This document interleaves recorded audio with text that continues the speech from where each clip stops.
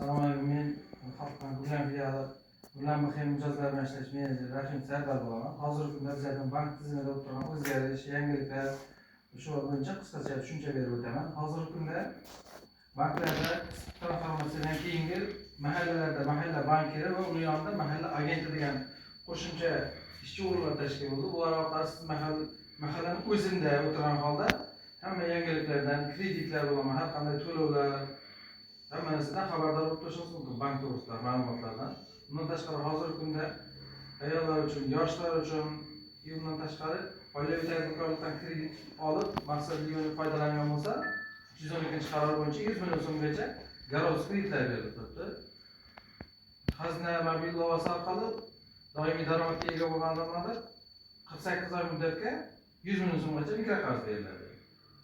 Bundan tashqari hozir studentlarga ta'lim kreditdan bank tizimiga kelib o'tish ertamiz qilmoq. Xazina mobil ilova orqali o'zini yuklab olib, shundan oliy versalar hamma narsani onlayn bajarsa bo'ladi.